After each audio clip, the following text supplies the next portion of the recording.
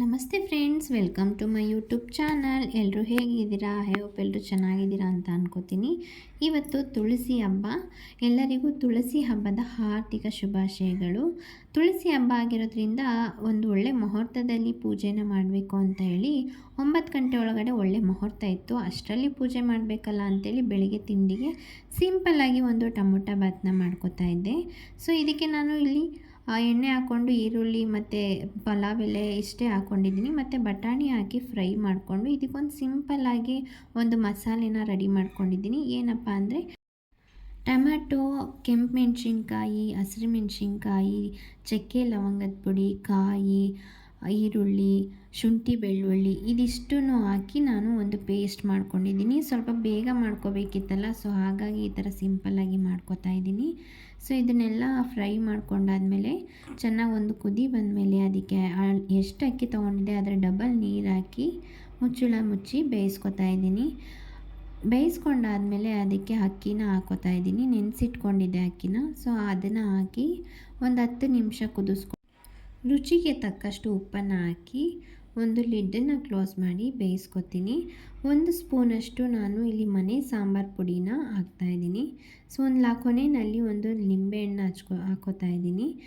ಇದಿಷ್ಟನ್ನು ಮಾಡಿಕೊಂಡು ಒಂದು ಕುಕ್ಕರ್ ಲಿಡ್ನ ಕ್ಲೋಸ್ ಮಾಡಿ ಬೇಯಿಸ್ಕೊಂಡ್ರೆ ಟೊಮೊಟೊ ಬಾತ್ ರೆಡಿ ಆಗುತ್ತೆ. ನಾನು ಇದನ್ನು ನೈವೇದ್ಯಕ್ಕೂ ಇಟ್ಕೊಳ್ಳೋಣ ಅಂಥೇಳಿ ಸ್ನಾನ ಮಾಡಿ ಫ್ರೆಶ್ಶಾಗಿ ಮಾಡ್ಕೋತಾ ಇದ್ದೆ. ಸೊ ನೈವೇದ್ಯಕ್ಕೆ ಅಂದರೆ ತುಳಸಿಗಲ್ಲ, ದೇವರಿಗೆ ಪೂಜೆಗೆ. ತುಳಸಿಗೆ ಅವಲಕ್ಕಿ ಅಂದರೆ ಅವಲಕ್ಕಿ ನೈವೇದ್ಯ ತುಂಬ ಪ್ರಿಯ. ಸೊ ಹಾಗಾಗಿ ಅದನ್ನು ಮಾಡ್ಕೋತಾ ಇದ್ದೀನಿ. ಸೊ ಇಲ್ಲಿ ಪಲಾವ್ ರೆಡಿ ಆಯಿತು. ಇದನ್ನು ಒಂದು ಮಸಾಲೆ ಎಲ್ಲ ಮೇಲೆ ಬಂದುಬಿಟ್ಟಿತ್ತು. ಸೊ ಹಾಗಾಗಿ ಒಂದೊಳ್ಳೆ ಮಿಕ್ಸ್ ಕೊಟ್ಟು ಮುಚ್ಚಿಟ್ಟು ನೆಕ್ಸ್ಟ್ ದೇವ್ರ ಕೆಲಸ ಮಾಡ್ಕೊಳ್ಳೋಕ್ಕೆ ಹೋಗ್ತಾಯಿದ್ದೀನಿ. ತುಂಬ ಸಿಂಪಲ್ಲಾಗಿ ಮಾಡ್ಕೊಂಡಿದ್ದೀನಿ. ಯಾವುದನ್ನು ಹೆಚ್ಚಿಟ್ಟು ನಿಧಾನಕ್ಕೆ ಮಾಡ್ಕೊಂಡಿಲ್ಲ. ಸೊ ಸಿಂಪಲ್ಲಾಗಿ ಮಾಡ್ಕೊಂಡಿರೋದ್ರಿಂದ ಬೇಗ ಆಗಿದೆ. ನೆಕ್ಸ್ಟು ಇಲ್ಲಿ ದೇವ್ರ ಕೆಲಸ ಮಾಡ್ಕೊಳ್ಳೋಕ್ಕೆ ಸ್ಟಾರ್ಟ್ ಮಾಡಿದೆ. ಇಲ್ಲೆಲ್ಲ ಮೊದಲು ರೆಡಿ ಮಾಡಿಕೊಂಡು ಪೂಜೆ ಮಾಡಿಕೊಂಡು ಆಮೇಲೆ ತುಳಸಿಗೆ ಪೂಜೆ ಮಾಡೋಣ ಅಂಥೇಳಿ ಫಸ್ಟು ಇಲ್ಲಿ ಒಳಗಡೆ ಮಾಡ್ಕೋತಾ ಇದ್ದೆ. ಸೊ ನಾವು ತುಳಸಿ ಪೂಜೆನ ಮಾಡಬೇಕಾದ್ರೆ ಮೊದಲು ಗಣೇಶನ ಪೂಜೆ ಮಾಡೋ ಹಾಗಿಲ್ಲ. ಸೊ ಹಾಗಾಗಿ ಮೊದಲು ಮನೆ ಒಳಗಡೆ ಮಾಡಿಕೊಂಡು ನಂತರ ತುಳಸಿ ಪೂಜೆನ ಸ್ಟಾರ್ಟ್ ಮಾಡ್ಕೋತೀನಿ. ತುಳಸಿ ಪೂಜೆಗೆ ಏನೇನು ಬೇಕೋ ಎಲ್ಲವನ್ನು ಎತ್ತಿಟ್ಕೊಂಡು ಒಂದು ಪ್ಲೇಟ್ನಲ್ಲಿ ಇಟ್ಕೊಂಡು ಮೊದಲೇ ರೆಡಿ ಮಾಡಿಕೊಂಡೆ. ಸೊ ಎಲ್ಲ ರೆಡಿ ಮಾಡಿಕೊಂಡು ಅಲ್ಲೋಗಿ ಪೂಜೆನ ಮಾಡಿದೆ. ನಮಗೆ ಇಲ್ಲಿ ಮೇನ್ ಬೇಕಾಗಿರೋದು ತುಳಸಿ ಪೂಜೆಗೆ ನೆಲ್ಲಿಕಾಯಿ ಗಿಡ ಮತ್ತು ಒಂದು ಅರಿಶಿನದ ಕೊಂಬು, ತಾಲಿ ರೂಪದಲ್ಲಿ ಒಂದು ಅರಿಶಿನದ ಕೊಂಬನ್ನ ರೆಡಿ ಮಾಡಿ ಇಟ್ಕೊಂಡಿದ್ದೆ. ಅದಾದಮೇಲೆ ಹಣ್ಣು, ಕಾಯಿ ಮತ್ತು ನೈವೇದ್ಯಕ್ಕೆ ಅವಲಕ್ಕಿನ ಮಾಡ್ಕೊಂಡಿದ್ದೆ. ಅದಾದಮೇಲೆ ಗೆಜ್ಜೆ ವಸ್ತ್ರ, ಒಂದು ಬ್ಲೌಸ್ ಪೀಸು, ಇಷ್ಟನ್ನು ನಾನು ರೆಡಿ ಮಾಡಿ ಇಟ್ಕೊಂಡಿದ್ದೆ. ಸೊ ನಾನು ಮನೇಲಿ ಸಿಂಪಲ್ಲಾಗಿ ಮಾಡ್ತಾ ಇರೋದ್ರಿಂದ ಹೇಗೆ ಬೇಕು ನನ್ನ ಅನುಕೂಲಕ್ಕೆ ನಾನು ಮಾಡ್ಕೋತಾ ಇದ್ದೀನಿ. ತುಳಸಿ ಗಿಡ ಮನೆ ಮುಂದೆ ಇದ್ದರೆ ನೆಗೆಟಿವ್ ಎನರ್ಜಿ ಬರಲ್ಲ ಅಂತ ಅಂತಾರೆ. ಸೊ ಹಾಗಾಗಿ ತುಳಸಿನ ಔಷಧಿ ರೂಪದಲ್ಲೂ ಉಪಯೋಗ ಮಾಡ್ತಾರೆ. ತುಂಬಾ ಉಪಯುಕ್ತವಾದ ತುಳಸಿ ದೇವಿ ಬಂದು ಕಾಲನೇಮಿ ಅಸುರನ ಮಗಳಾಗಿರ್ತಾಳೆ. ಈಕೆಯ ಹೆಸರು ಬೃಂದ ಎಂಬ ಹೆಸರಾಗಿರುತ್ತೆ. ಈಕೆ ಜಲಂಧರ ಎಂಬ ರಾಕ್ಷಸನ ಹೆಂಡತಿ.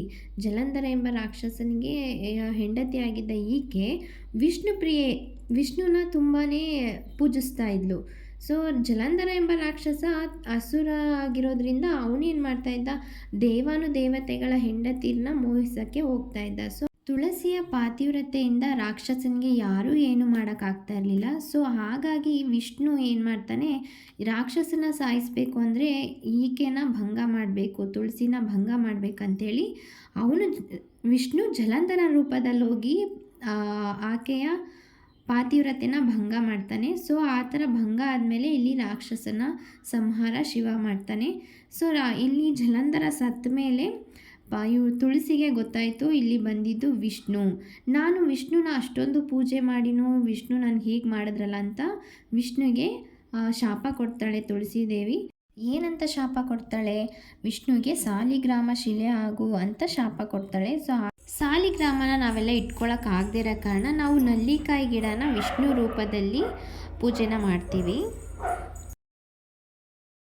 ಈ ತುಳಸಿ ಗಿಡ ಹೇಗೆ ಹುಟ್ಕೋತು ಅಂದರೆ ವೃಂದ ಅಗ್ನಿ ಪರ್ವತ ಮಾಡಿ ಬೂದಿ ಆಗಿರೋ ಜಾಗದಲ್ಲಿ ಈ ತುಳಸಿ ಗಿಡ ಹುಟ್ಕೊಳ್ಳುತ್ತೆ. ಇದಕ್ಕೆ ತುಳಸಿ ಅಂತ ವಿಷ್ಣುನೇ ಹೆಸರಿಡ್ತಾರೆ. ಸೊ ಹಾಗಾಗಿ ನಾವು ತುಳಸಿಗೂ ಮತ್ತು ನಲ್ಲಿಕಾಯಿ ಗಿಡಕ್ಕೂ ಈ ಕಾರ್ತಿಕ ಮಾಸ ಶುಕ್ಲ ಪಕ್ಷದಲ್ಲಿ ಗಲಾಟೆ ಮಾಡಬಾರ್ದು. ಈ ಕಾರ್ತಿಕ ಮಾಸ ಶುಕ್ಲ ಪಕ್ಷದಲ್ಲಿ ಏಕಾದಶಿ ಟೈಮಲ್ಲಿ ಈ ತುಳಸಿ ಪೂಜೆನ ಮಾಡೋದು.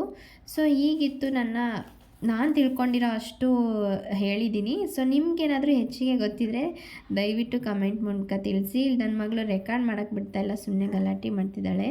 ಸೊ ಹಾಗಾಗಿ ಮಧ್ಯೆ ಮಧ್ಯೆ ಡಿಸ್ಟರ್ಬೆನ್ಸ್ ಇರುತ್ತೆ, ಸಾರಿ.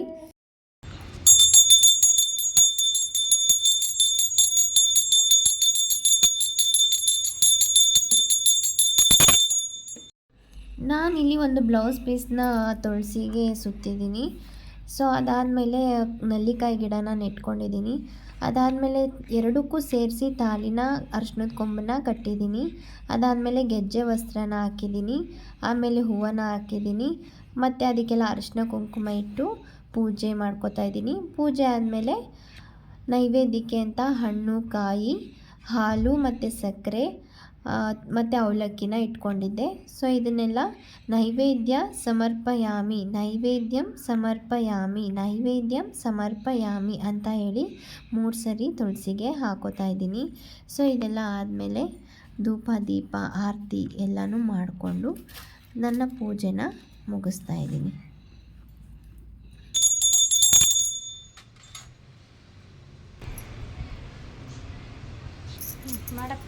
ತಡಿ, ಹಾಲು ಬಿಡು ತುಳಸಿಗೆ ಚೂರು. ಓಕೆ.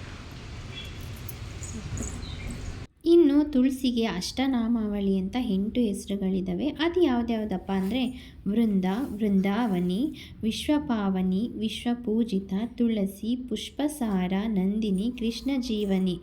ಇದನ್ನು 8 ಹೆಸರುಗಳನ್ನ ಹೇಳ್ಕೊಂಡು ನಾವು ಪೂಜೆ ಮಾಡಿದ್ರೆ ಅಶ್ವಮೇಧ ಯಾಗ ಮಾಡಿದಷ್ಟು ಪುಣ್ಯ ಸಿಗುತ್ತೆ ಅಂತ ಹೇಳಲಾಗುತ್ತೆ. ಸೊ ಹೀಗಿತ್ತು ನನ್ನ ಪೂಜೆ. ಹೇಗಿತ್ತು ಅಂತ ಪ್ಲೀಸ್ ಕಮೆಂಟ್ ಮಾಡಿ ತಿಳಿಸಿ. ವಿಡಿಯೋ ನೋಡಿದ್ದಕ್ಕೆ ಥ್ಯಾಂಕ್ ಯು ಸೋ ಮಚ್.